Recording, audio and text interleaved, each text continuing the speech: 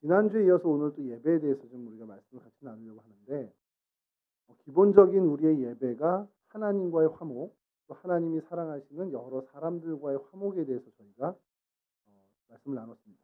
그 화목이라는 건 구체적으로 관계입니다. 관계 회복. 예배를 내가 예배자로서 살아가다 보니까 소원했던 사람과의 관계가 더욱더 돈독해지고 껄끄러웠던 사람과의 관계가 정말 다시금 화평의 관계로 회복되어지고 이러면 정말 예배자로 잘 살고 있다라는 겁니다. 근데 나는 여전히 예배자로 살아가고 있는데 틀어지는 관계는 점점 늘어나고 안 좋았던 관계는 점점 더뭐 최악으로 치닫고 있고 그렇게 된다면 다시 생각해 봐야 된다라는 게 지난주에 사실은 그 요지였습니다. 주님께서 이 땅에 화평의 왕으로 화목의 제사물이 되어서 화평의 왕으로 오셨다라는 오늘은 그 예배가 이 예배의 자리를 넘어선 그래서 영적 예배로까지 승화되는 부분을 좀 말씀을 나누려고 합니다.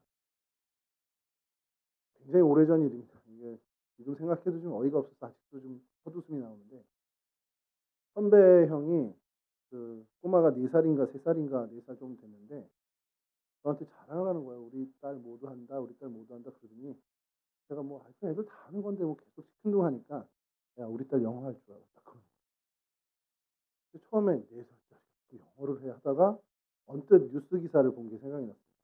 아 요즘 애들 영어 학원, 영어 유치원 보낸다더니 돈 또 엄청 들였나 보다. 그래서 그날 그 집에 갔을 때 그 꼬마애한테 기특하잖아요. 그래도 4살인데 영어를 한다고 하니까. 그래서 야 너 한번 영어 해봐. 삼촌이 맛있는 거 사줄게. 그랬더니 걔가 뭐라 그러는지 아세요? 여러분들이 생각하는 그 욕 아닙니다. F로 시작하는 그게 아니고 박혜린 막 그냥 뭐죠? 그러면서 이렇게 작정하는데 제일 잘할 것 같은 사람이 그 F로 시작하는 단어를 하진 않고 딱 날 보더니 영어 이러는 거예요. 어이없지 않습니까? 한편으로는 야 이거 속았다. 뭐 진짜 말도 안 되는 짓을 내가 그 얘기를 그렇게 당하고 나서 어이없고 해서 뭐 기특하니까 또 이렇게 용돈도 좀 주긴 했는데 한참 웃은 다음에 드는 생각이 좀 씁쓸했던 거예요. 이게 직업병입니다 이제부터는. 야 우리가 하나님한테 이런 거 아닌가. 예배 드린다 그러면서 그냥 예배만 정말 와서 앉아 있다가 예배 드렸잖아. 그래서 영어 할 줄 알아? 영어 해봐. 그러면 영어 이렇게 하는 것처럼 예배 그리고 가는 거 아니냐. 이런 생각이 드는 거예요. 하나님이 얼마나 제가 이렇게 기가 찬 것처럼 하나님도 참 얼마나 어이없고 기가 차지도 않고 하면서 그냥 웃으셨을까. 물론 이제 하나님이 우리를 뭐 그것 때문에 이 녀석 나를 속였어 이러진 않겠지만 하나님이 우리에게 하시는 그 기대 그게 있을 텐데 그거 기대를 갖고 왔다가 제가 그 아이가 영어 한다라는 그 얘기에 기대치를 갖고 왔다가 정말 허탈해지는 것처럼 하나님도 우리가 모여서 예배드립니다. 그래서 이 시간을 주목해서 여기를 보는데 예배는 아니고 그냥 앉아서 그냥 멍 때리고 간다 그러면 하나님도 참 그 마음이 저처럼 좀 씁쓸하셨을 것 같다는 생각이 드는 겁니다. 물론 그래도 그 꼬맹이 4살짜리는 귀엽기라도 하지. 저희는 스스로 아시죠? 뭐 우리는 귀엽진 않아요. 여러분들이. 누가 여러분들한테 귀엽다 그러면 그냥 친해지고 싶구나라는 얘기로 그냥 받아들이시면 됩니다. 누가 저한테 와서 목사님 귀여워요 그러면 목사님 뚱뚱해요지 그게 귀여운 건 아니에요. 그러니까 언어를 그대로 받아들이지 마세요. 하나님도 여러분들 이렇게 보시면서 귀여울 나이는 지났습니다. 이제 뭔가 하나님을 위해서 일을 할 나이. 청년인데. 그 청년을 영어로 했을 때 뭐 유스 막 이렇게 많이 썼었거든요. 요즘 추세가 청년부를 영 어덜트라고 씁니다. 이게 오륜교에서부터 좀 시작됐던 것 같은데 그래서 뭐 영어권에 있던 그 목사님한테 물어봤더니 사실 그렇게 뭐 잘 쓰는 표현은 아니지만 어른이라는 거에 좀 초점을 맞추는 단어라는 거예요. 그러니까 여러분들은 젊은 어른입니다. 그걸 좀 늘 갖고 있어요. 번외로 하는데 여하튼 하나님이 우리의 믿음을 보시고 정말 말만 하는 예배, 정말 말 그대로 정말 형식만 있는 예배 가지고 실망하진 않으실까. 그냥 시간만 지켜서 정해진 자리로 가는 그냥 정말 왔다 갔다 하는 아무 의미 없는 예배로 보시면서 어이없어 하지 않으실까라는 생각을 엉뚱하게 해봤습니다. 그러면서 드는 생각이 야고보서 2장 26절에 행함이 없는 믿음은 죽은 믿음이다. 이 말씀이 떠올랐어요. 그러면서 예수님도 말씀하셨죠. 입으로 주여 주여 하는 자마다 다 하나님 나라에 들어가는 것이 아니다. 이렇게 말씀하셨어요. 이 말씀은 뭐냐면요. 이 오해가 없어야 되는 게 오늘 계속해서 몇 번 반복할 겁니다. 행함으로 구원을 얻는다가 아닙니다. 우리 뭐 정말 이런 거 해야 된다. 우리 말씀 잘 지켜야 된다. 자꾸 이걸 강조하면 엉뚱하게 여러분들 생각이 벗어나서 한 걸음 더 나가는 게 뭐냐면 아 그러면 행함을 해야 구원을 받는 거야? 이런 생각을 하는데 절대 그렇지 않습니다. 행함과 구원은 아닙니다. 그 조건이 되지 않아요. 여러분 행함으로 구원을 얻을 수 있다. 만약에 그게 전제된다면 단 한 사람도 정말 단언컨대 어떠한 사람도 구원 얻을 수 없어요. 그건 진리예요. 만약에 혹시 있다 해도 없지만 있다 해도 정말 가정을 해도 하나님은 이 행함으로 사람을 구원하지 않으십니다. 그건 좀 이따 제가 설명을 해드릴게요. 왜 그러신지. 여러분 율법을 행함으로 구원을 얻는다. 이 주장을 하는 사람들이 율법주의입니다. 이게 예수님 시대의 바리새인들이 그렇게 주장을 했어요. 율법의 행함이 있어야만 하나님이 구원해 주신다라는 이 율법주의자들이 있었습니다. 근데 여러분 이건 하나님의 방식이 절대 아닙니다. 하나님의 그 말씀의 정신, 하나님의 법이 아니에요. 자, 여기서 좀 구체적으로 왜 그런지 말씀드리면, 이건 좀 우리 유방현 권사님만 좀 공감할 수 있을 말씀일 것 같은데, 애가 물에 빠졌어요, 우리 애가. 너 아침에 이제 8시 반에 일어나서 학교 9시까지 가야 되고, 집에 와서는 꼭 숙제 먼저 하고, 씻고 샤워하고 자야 돼. 그럼 내가 너 건져내 줄게. 이런 부모는 단 하나도 없습니다. 건져낸 다음에, 너 임마 이제 봐. 물이 이렇게 무서운 거야. 너 앞으로 물에 올 때는 아빠한테 허락받고 와. 건져낸 다음에 그런 얘기를 해야죠. 물에 빠져서 허우적거리고 있는데 너 앞으로 물 3m 이상의 물에 올 때는 아빠한테 허락받고 컨펌 받은 후에 와야 돼. 이 조건에 사인하면 건져줄게. 없어요. 그런 엄마 아빠. 하나님이 우리에게 대한 마음이 이겁니다. 율법을 주시는 건 건져내어 주신 다음에 너 내가 이렇게 건져내어 주셨으니까 너 그 멸망의 길로 가지 않으면 이제 이렇게 살아야 돼. 라고 하나님이 율법을 주시는 거는 있지만 너 이거 해서 너 결단하고 이거 하면 내가 너 건져내 줄게. 이런 조건을 갖지 않는다라는 거예요. 그래서 여러분 계명은 물에서 건져놓은 다음에 주시는 겁니다. 율법은 우리를 구원시킵니다. 하나님의 말씀의 그 행함은 우리를 구원시켜 주신 후에 구원의 그 감격을 갖고 살아갈 때 이렇게 살아라 하고 하나님 말씀의 말씀을 주시는 거라는 거예요. 그러니까 율법주의는요. 기독교 정신에 하나님의 법과 시계에 맞춰 볼 땐 분명히 명백한 잘못입니다. 왜냐하면 율법을 지켜야만 하나님이 우리를 건져내 주십니다. 상급이 커집니다라고 가톨릭에서 사실 공덕주의를 얘기하는 건 일정 부분 맞을 수 있습니다. 야, 너 구원받았지? 그럼 너 구원받은 사람답게 살아야지 하면서 선행을 베풀고 공덕을 쌓아라. 그래야 너의 공덕이 커지고. 근데 이제 카톨릭이 거기서 좀 지나쳐서 그래야 구원을 얻는다라는 말들이 조금 하니까 이제 그게 문제인 거지.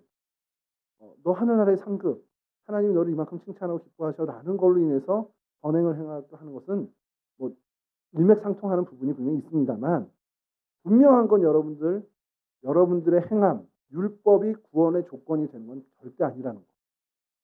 구원은 정말 하나님이 선물로 주시는 겁니다. 나한테까지 이런 거 주세요. 나 한 거 아무것도 없는데 이렇게 받는 게 구원이에요. 자, 그래서 근데 이 율법이 주는 유익은 분명히 있죠. 어떤 제일 큰 유익, 오늘 준비를 많이 했습니다. 이렇게 많이 해서 이런 율법이 우리에게 유익을 주는 게 있고 다 이런데 율법이 주는 유익이 제일 큰 거는요. 난 안 되는구나. 이걸 깨닫게 해줍니다. 구원 받았어요? 다 구원 받으셨죠? 오, 처음입니다. 예배당을 옮기고 나니까 이런 대답도 듣네요. 야, 역시 세바울은 정말 기적입니다. 여러분 구원 받았는데 하나님이 그러면 나에게 이런 구원을 주셨으니 내가 이렇게 살아야겠구나. 매주 말씀을 여러분 듣고 또 개인적으로 큐티하고 말씀을 가까이 할 때 깨닫게 되는 그런 것들이 있습니다. 난 정말 이제는 이렇게 살아야지. 모든 사람을 사랑으로 감싸야지. 엄마 아빠한테 화 안 내야지. 그런 결단을 하는데 성공하세요? 제가 몇 번을 이제 딸아이는 원래 그런 애야. 화내지 말아야지. 그 딱 선언을 하고 카톡을 집사람한테 보내고 그날 화를 냅니다. 도대체 말씀을 이렇게 하고 새벽 기도 하고 왔는데 제일 늦게까지 기도하고 우리 태준 형제 어머님이 저보다 좀 더 늦게까지 계시거든요. 그래서 경쟁심이 있어서 집사님 나가실 때까지 좀 해야지 했는데 안 나가세요. 그래서 나는 이제 출발해야 되고 그래서 이제 나오는데 그러고 나서 와서 소리쳐요. "너는 맨날 이렇게 감사함도 없고 도대체 이게 뭐야?" 이렇게. 이걸 이제 유발하는 건 저희 집사람이죠. 들어가면 "아우 저 가시나 또 뭐 이랬어. 뭐 역류성 식도염이 이렇다는데 그거 나한테 짜증 냈어." 그 얘기 안 들었으면 화 안 내는데 들으면 또 화 "네가 늦게까지 매운 거 먹고 자서 역류성 식도염이 걸린 걸 누굴 탓해." 이제 아빠들은 그래요. 방금 기도하고 "하나님 정말 제가 화내지 않는 아빠로서 하나님의 말씀을 실천하겠습니다."고 결단하고 기도하고 왔는데 딱 23초 만에 화를 내는 겁니다. 율법이 우리에게 주는 교훈의 첫 번째 제일 유익한 건 '아 나는 안 되는구나. 난 역시 죄인이구나. 내 인생엔 하나님이 필요하구나. 내 힘으로 할 수 있는 게 없구나. 성령의 권능이 아니고선 나는 아무것도 할 수 없구나.' 이걸 깨닫게 해 주는 거예요. 여러분 사람들이 여러분들 이제 청년들이 저희 청년들을 좀 많이 만나고 사실은 제가 30대 후반부터 초반부터 계속 청년부를 맡았단 말이에요. 여기 바로 직전에 용동교회 오기 전까지는 계속 청년들을 맡았는데 그 공통점을 발견했어요. 결혼을 위해서 결혼을 위해서 기도하는 청년들이 있고요. 아닌 청년들이 있는데 그 구분점이 있어요. 뭘 것 같습니까? 형제들만 예를 들어 자매들 예는 너무 쉬우니까 자매들은 뭐 알잖아요. 거울 보면 알잖아요, 스스로들. 그 기도 왜 안 하는지 거울 보면 아는데 형제들도 마찬가지예요. 내 스펙이 괜찮다는 청년들은 결혼 위해서 기도 안 하더라고요. 근데 그런 자신감이 좀 없는 친구들은 기도해요, 실제로. 왜 그런지 아세요? 기도 안 하는 청년들은 꼭 그거 기도할 문제야? 안 해도 뭐 주변에 뭐 사귀려면 얼마든지 사귀고 얼마든지 결혼할 수 있을 텐데. 그런 생각을 한단 말이에요. 근데 뭐 제가 본 경험치 한에서는 그 결혼을 놓고 기도했던 청년들이 제가 볼 때 훨씬 더 하나님이 흡족할 만한 선택을 하는 건 정말 맞습니다. 그러니까 여러분 기도하셔야 돼요. 여러분들 눈을 믿지 마세요. 여러분들이 보는 자매의 기준은 하나님의 기준과 완전 다릅니다. 사실 영안이 열려야 됩니다. 영안이 열려서 정말 저 사람과 내가 한 가정을 이루어서 결혼을 결정할 단계에서 뭐 연애 시작하는데 결혼 이렇게 하지 말고 결혼을 하고 한 가정을 이룰 때에 정말 하나님이 내게 주신 배필이 맞구나라는 확신이 들기 위해선 정말 많은 기도가 필요합니다. 하나님이 응답해 주시는 것도 영적으로 알게 돼요. 그건 좀 나중에 저한테 자세히 오세요. 개인적으로 좀 지도해 드릴 테니까 우리 형제들. 여하튼 왜 기도를 하냐 안 하냐 그 중심적인 생각에는 이게 내 힘으로 될 것 같으면 기도 안 합니다. 이거 도저히 내 힘으로 할 수 없다 그러면 기도하게 돼요. 그게 우리 크리스찬들의 자연스러운 모습입니다. 율법이 우리에게 주는 유익은 뭐냐면 너 모든 거 다 기도해야 되지 이제 알겠지 이런 걸 우리에게 되새기게 되는 겁니다. 말씀의 정신으로 살아가고 정말 말씀 때문에 정말 말씀으로 살아보겠다고 발버둥치는 그게 여러분 실패로 돌아갈 때마다 우리는 하나님이 필요하다는 걸 정말 알죠. 여러분 그 발버둥질이 우리에게 큰 유익을 주는 거예요. 율법이 우리에게 유익을 주는 이 발버둥질. 정말 내가 율법을 지켜보겠다, 말씀을 지켜보겠다. 그렇게 정말 발버둥치는데 나는 의인이 아니라 죄인이구나. 나는 하나님이 절실히 필요한 죄인이구나. 이것을 깨닫게 되는 거예요. 여러분 그 깨달음이 있을 때 진짜 예수님을 만나게 돼요. 그때 진짜 하나님을 우리가 인격적으로 경험하게 됩니다. 이것이 우리에게 주는 굉장히 유익한 율법의 기능이 된다라는 거예요. 갈라디아서 3장 24절에 이런 말씀이 있습니다. 이같이 율법이 우리를 그리스도께로 인도하는 초등교사가 되어 우리로 하여금 믿음으로 말미암아 의롭다함을 얻게 하려 함이라. 개역 개정에는 초등교사라고 나왔는데 개역 한글에서는 이것을 몽학 선생이라고 나옵니다. 이게 조금 다른 게 초등교사라고 그러면 우리 초등학교 선생님을 생각할 수 있는데 그런 개념이 아닙니다. 몽학 선생이 전통적으로 우리의 원래 있었던 얘기인데 서당까지 얘를 데리고 가는 하인이에요. 그러니까 집에서 도련님을 서당까지 잘 모셔가는 그 역할을 맡은 하인이 몽학 선생이라고 불려졌습니다. 그러니까 율법은 그 기능만 하는 겁니다. 그리스도 예수께 인도하는 몽학 선생인 거예요. 율법이 우리에게 그런 기능을 줍니다. 주님을 만나게 하는 토대만 마련해 주는 거라는 거예요. 그러니까 율법을 지켜서 그리고 정말 그 말씀을 지키고 그 행함을 놓고 볼 때 우리가 방금 말씀드린 율법주의를 포함해서 두 가지 태도가 있어요. 뭐냐면 정말 그 율법을 행함으로 구원을 얻는다는 이 율법주의, 정말 행함에 너무 강조를 주는 그런 부류가 있고요. 또 하나는 그 반대로 믿음으로 구원 얻는 거야 하고서 그것만 너무 또 강조하는 겁니다. 그래서 다른 거 하나 얽매이지 말고 정말 자유롭게 육신은 다 필요 없고 행하는 건 다 필요 없어. 그냥 우리가 예수 그리스도를 주로 믿는 믿음 말씀 우리는 다 구원받아. 딴 건 다 필요 없어. 이런 주장을 합니다. 이 똑같은 주장을 하는 이단이 있는데 그게 구원파예요. 유병헌, 박옥수 여기서 얘기하는 그 구원파가 너 몇 날 며칠에 구원받았어 이 얘기가 구원의 확신이 있으면 하는 건 상관없습니다. 네가 뭐라고 해서 뭐 술집을 해도 되고 뭐 다른 뭐 해도 범법을 해서 잡혀가는 뭐 그런 건 구원과는 상관없는 믿음만 있어요. 그게 구원파의 주장입니다. 그리고 그게 되게 논리가 편해요. 모든 게 다 설명이 되거든요. 쟤 왜 저렇게 믿는 애가 왜 저렇게 살아요? 믿음이 있으면 저렇게 살아 상관없어. 이렇게 되는 거예요. 이걸 뭐라고 신학적인 용어로 얘기하면 값싼 은혜주의라고 얘기해요. 싸구려 은혜주의, 값싼 은혜주의라고. 그러니까 율법주의도 문제지만 이 값싼 은혜주의도 문제입니다. 자, 오늘 뭘 얘기하고 싶으면 이 값싼 은혜주의 때문에 벌어진 일들을 얘기하려고 해요.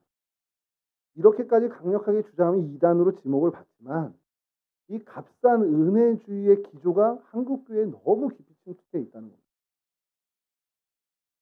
여러분들 어려서부터 자라오면서 많은 얘기 들었을 거예요. 믿음으로 구원 얻는 거, 돈으로도 못 가요. 하나님 나라 뭐 이런 찬양 없었어요, 여러분들? 있었죠. 꿈나무는 했을 거야. 백민아 선생님이 많이 불렀으니까 이거. 뭐 박사님도 못 가요. 하나님 나라 이러잖아요. 진짜 옆에 박사님 계셔가지고 당혹스러웠다는 어느 목사님 얘기가 있는데 돈으로도 못 가요. 힘으로도 못 가요. 뭐 지식으로도 못 가요. 맞아요. 그렇죠? 믿음으로 가는 나라 하나님 나라. 믿음을 너무 또 강조하다 보니까 이 값싼 은혜주의 쪽으로 많이 치우친 게 한국교회입니다. 그 현상은 뭐 설명 안 해도 많은 게 여러분 한국교회가 초반에는 안 그랬어요. 초기 때는 이 사람 교회 다녀 그러면 믿을 만한 사람이구나. 이런 분위기였다라는 거예요. 그러니까 그때 실제로 유행했던 얘기 중에 하나가 기사에 났던 걸 이제 우리 교회사 선생님이 한번 얘기해 주셨는데 이 사람을 소개하는데 정말 이 사람을 좀 신뢰하는 사람이라고 소개를 해야 되는데 너 교회 다녀야 되는데 교회는 안 다닌다. 그러니까 이 사람 고민이 생긴 거예요. 중간에 있는 사람. 그래서 소개를 할 때 야 얘가 교회는 안 다니는데 정말 믿을 만한 사람. 이렇게 소개를 했다는 기록이 있어요. 무슨 얘기입니까? 얘 교회 다니는 사람이야 하면 쉽게 소개할 수 있는 걸 교회를 안 다니니까 난처한 거예요. 그래서 야, 교회는 안 다니지만 정말 믿을 만한 친구야. 이렇게 소개했다라. 그러니까 그때 당시 분위기가 어떤 겁니까? 교회 다니는 사람이면 그냥 걔는 신원 보증이 되는 거예요. 믿겨지지 않죠. 속이 한국 교회가 실제 그랬다라는 겁니다. 정말 예수 믿고 교회를 다니면 참 이 사람은 바르게 사는 사람이구나. 이 사람은 올곧은 사람이구나라는 그런 모습들이 있었다는 거예요. 왜냐하면 그땐 값싼 은혜주의가 기조로 한국교회 어떤 그 분위기에 전혀 없을 때니까. 그러니까 정말 바르게 살고 정직하게 살고 착하고 성실하다. 이런 이미지를 줬다는 겁니다. 오늘날은 어때요? 교회 다니는 사람이 있어요. 한국교회가 이제 100년이 훨씬 더 넘었는데 이 값싼 은혜주의에 물들면서 더 이상 기독교인들이 행함에 관심을 안 갖습니다. 그건 그거고 교회는 교회지. 그건 그거고 내 신앙은 신앙이지. 구분 짓기 시작하면서부터 어떻게 됐냐? 더 이상 믿지 않는 사람들도 믿는 사람을 보면서 저 사람들이 더 정직해? 그런 생각 안 합니다. 교회 다니는 사람 더 착해? 이제 그런 생각 안 합니다. 교회 다니니까 저 사람이 더 바르겠지? 그런 생각 안 합니다. 더 이상 믿지 않는 사람들보다 더 정직하지도 않고요. 그 사람들보다 더 착하지도 않고 더 성실하지도 않고 더 바르지도 않게 됐어요. 이게 현실입니다. 믿는 청년과 믿지 않는 청년을 봤을 때 그래도 믿는 청년이 좀 낫지 않겠어? 이게 없어요. 그 얘기를 자신 있게 할 수가 없는 시대가 왔다라는 겁니다. 믿는다고 교회는 열심히 다니지만 하나님의 법과 하나님의 방식, 하나님의 길에 관심이 없어요. 그러니까 사는 방식은 기독교식이 아닌 거예요. 교회는 다니지만 내 삶의 방식은 기독교식이 아닌 거. 말씀의 방법대로 안 산다라는 겁니다. 왜요? 나 뭐 믿음을 구원 얻었는데 뭐 사는 게 뭐 아무렇게나 살아도 되지. 이런 값싼 은혜주의에 빠져 있다라는 겁니다. 여러분 원래 그리스도인, 크리스찬이라고 하는 게 뭡니까? 예수님을 본받는 삶을 사는 사람이에요. 그러니까 그리스도인이다, 크리스찬이다 그러면 정말 예수님을 본받는 삶을 사는 거예요. 예수님의 생각대로 생각하고 예수님이 보여줬던 그것을 머리의 생각만 따라가는 게 아니라 주님의 그 삶을 따라가는 게, 주님의 발자취를 따라가는 게 크리스찬입니다. 그 이후에 이어진 예수님의 삶까지는 모른다 치고 그냥 우리 신앙의 선조들 가까이 정말 모범적인 크리스찬들이 있었으면 그들의 삶을 흉내내고 따라가면 되는데 예전에 이런 신앙의 선현이 이런 생각을 했지 생각만 따라가는 것 같다라는 거예요. 삶은 안 따라가. 여러분 믿는 사람과 믿지 않는 사람의 구분이 요즘은 뭐의 차이가 있는지 아세요? 이것마저 사실은 무너지고 있는데 주일에 교회 가냐 안 가냐 이거 하나밖에 없다라는 거예요. 얘 일요일에 약속 못 잡아. 왜? 얘 일요일이면 교회 가더라? 그거 하나예요. 그거 하나 차이. 근데 그나마 이제 코로나가 생기면서 그것도 없어지고 있어요. 크리스찬과 넌 크리스찬의 차이가 주일에 교회 가냐 안 가냐. 근데 이걸로 진짜 차이가 나야 되냐는 거죠. 그게 아니잖아요. 원래는 뭘로 차이가 나야 됩니까? 원래는 누가 더 반듯하냐? 누가 더 깨끗한 삶을 사냐? 누가 더 성실하고 누가 더 착한 삶을 사냐라고 사실 거기서 구분돼야 돼요. 저 사람이 이 믿음이 있냐 없냐는 우리가 보여주지 않으니까 믿는 사람과 믿지 않는 사람의 믿음의 차이를 우리가 눈으로 볼 수 없으니까 야고보서의 말씀대로 너의 믿음을 행함으로 보이라. 우리가 우리 믿음을 보여줄 수 있는 유일한 방법은 우리의 삶입니다. 우리 행함입니다. 그 믿음을 우리가 행함으로 보여줄 때 세상 사람들은 믿는 사람과 믿지 않는 사람의 차이를 누가 더 반듯해? 크리스찬이 더 반듯하더라. 누가 더 깨끗해? 크리스찬이 더 깨끗하더라. 야, 누가 더 착하고 성실하냐? 야, 교회 다니는 사람이 그래도 좀 더 착하고 성실하던데? 이렇게 돼야 되는 게 원래 구분이라는 겁니다. 근데 요즘 뭐라 그래요? 크리스찬 똑같아. 교회 다녀? 에이, 안 다니네. 똑같아. 이게 돼버렸다는 거예요. 여러분, 물론 크리스찬이니까 다 정직하고 교회 아닌다는 난 크리스찬이니까 다 부정직하다. 이건 아니죠. 정말 어떻게 보면은 안 믿는 사람들 중에도 정직하고 깨끗한 사람이 있습니다만 보편적으로 볼 때, 평균적으로 볼 때 그리스도인들이 더 깨끗하고 반듯하고 올바라야 된다라는 거예요. 그게 사회적인 통념에서 교회 다니면 그래도 이 사람들이 반듯하네.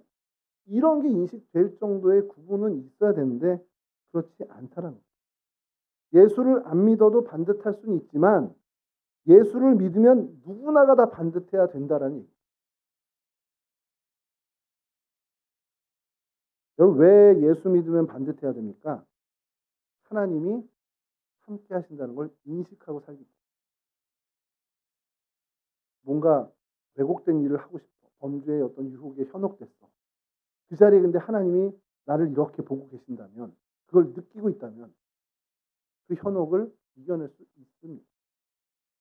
물론 그럼에도 불구하고 현혹되는 경우도 있지만 그래도 그 사람은 안 믿는 사람보다 빨리 돌이켜요. 이게 사실 최소한 우리가 크리스찬에게 대한 기대인데 이게 너무 없어지는 거예요.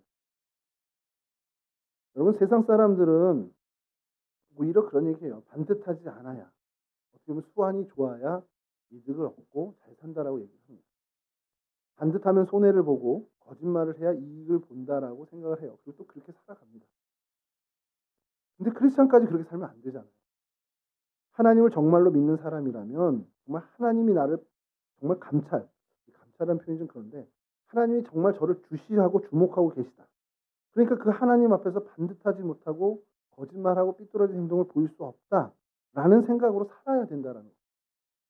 그러니까 하나님이 내 옆에 정말 계시다라고 믿는 사람이라면 반듯하게 사는 거를 다른 사람들보다 믿지 않는 사람보다 더 반듯하게 사는 걸음을 걸을 수 있는 가능성과 확률이 높아진다라는 겁니다.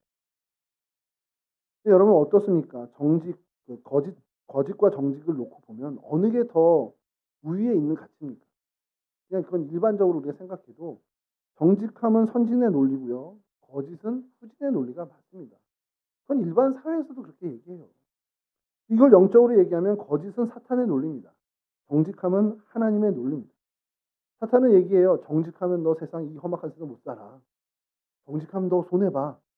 이게 사탄의 음성이고 하나님은 너 정직해야 반드시 옳게 살 수 있어. 너 깨끗해야 반드시 잘 살 수 있어. 너 반듯하지 않으면 못 살아. 이게 하나님의 음성입니다. 그럼 여러분 우리는 하나님의 음성을 따르는 사람이라면 사탄이 얘기하는 걸 거부해야죠. 야, 너 이런 시대에 정직하게 살다가 큰 손해 보려고 왜 그래? 이걸 거부해야 됩니다.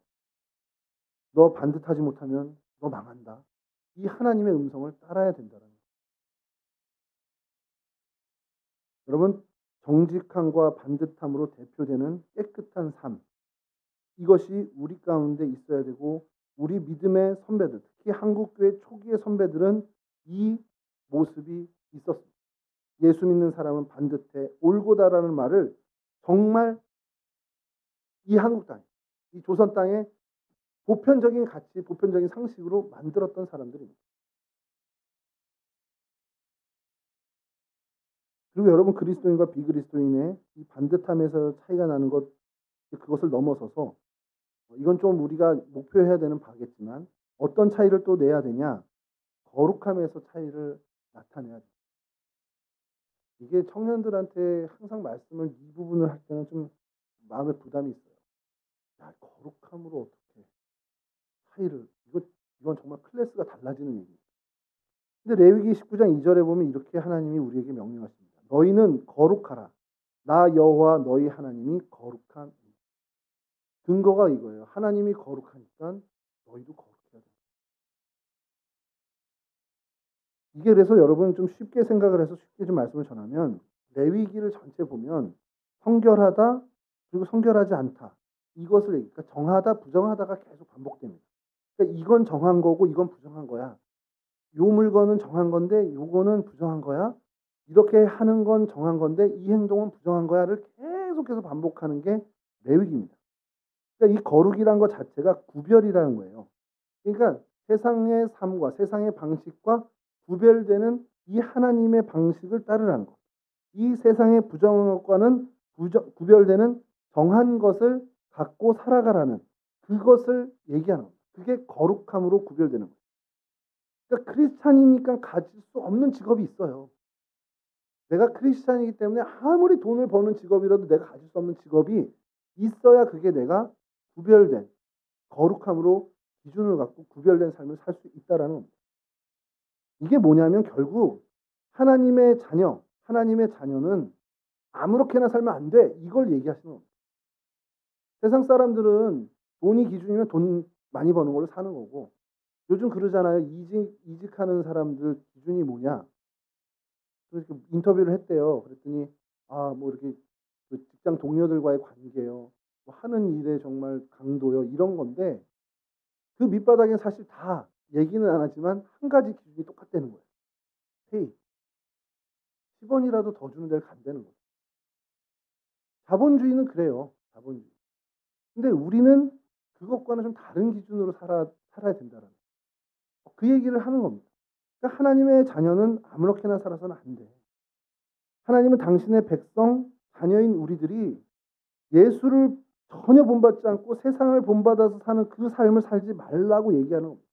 사실 그렇게 우리가 살고 있는데 그 삶을 보고 가슴 아파하고 계시다라는 거예요. 하나님의 논리가 아닌 세상의 논리로 살려고 하는 그 당신의 자녀를 보면서 하나님은 마음 아파하고 계시다는 거예요. 그래서 우리에게 니네 내가 거룩하고 내가 구별됐는데 너희도 구별되고 거룩해야지. 아무렇게나 살면 안 되지. 정말 안 믿는 사람들과는 다르게 살아야지. 구별되게 살아야지를 계속해서 강조하시는 거예요. 올고다라 반듯해라 그리고 세상과 구별되게 살아라. 이게 하나님이 우리에게 요구하시는 것인데 로마서 12장 오늘 이 말씀이 이게 영적 예배라는 겁니다. 다시 한번 읽어드릴게요. 너희는 이 세대를 본받지 말고 오직 마음을 새롭게 함으로 변화를 받아 하나님의 선하시고 기뻐하시고 온전하신 뜻이 무엇인지 분별하도록 하라. 이게 2절입니다. 왜냐? 그 바로 앞절에 이게 너희가 드릴 영적 예배이기 때문이다.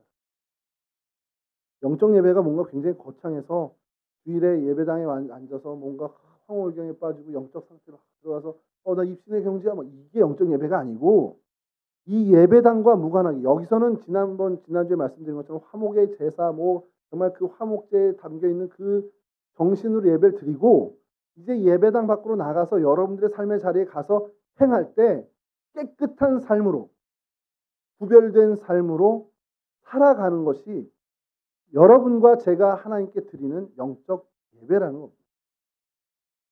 근데 이거에 여러분 자신감 있냐라는 거예요. 저도 자유롭지 못합니다. 저도 이 예배당을 밖으로 나가서 제 삶의 현장, 가정이나 일터, 제 일터는 교회이긴 하지만 그곳에서 만나는 사람들 앞에 그곳에서 선택하는 선택의 순간에 정말 반듯하고 올곧고 깨끗한 선택 그리고 구별되는 선택을 하는 사람 매번 그렇게 살 수 있느냐? 저도 자신 없어요.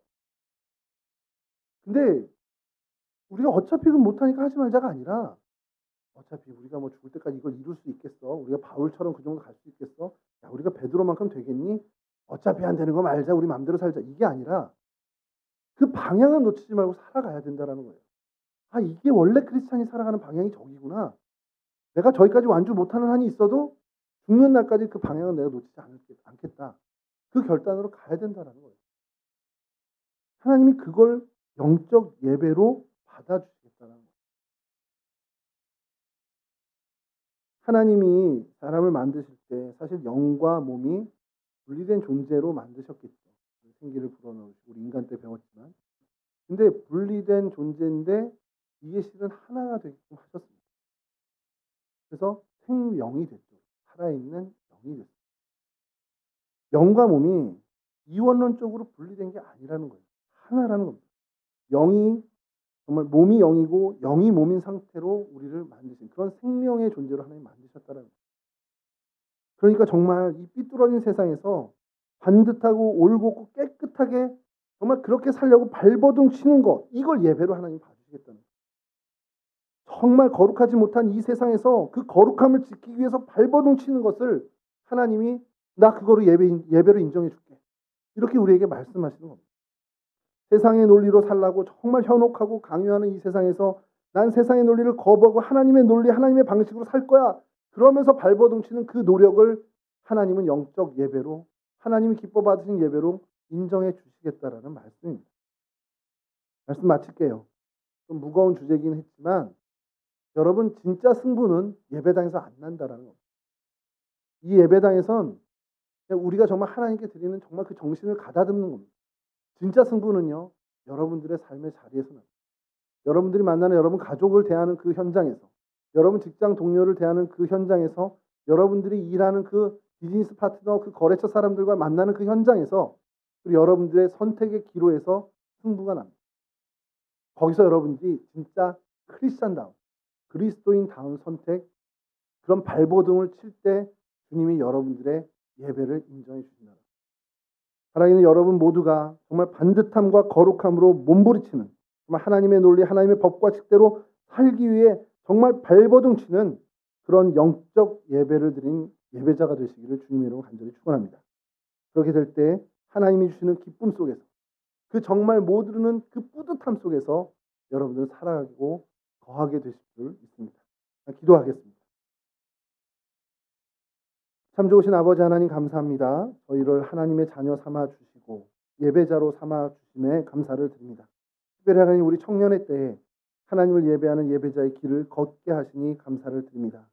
하나님 우리 동성애 청년 한 사람 한 사람을 기억해 주시고 이들의 인생 가운데 깊이 개입해 주셔서 이들이 저 험악한 세상을 살아갈 때 정말 성령의 권능으로 살아가는 하나님의 귀한 자녀들 될 수 있도록 도와주시옵소서.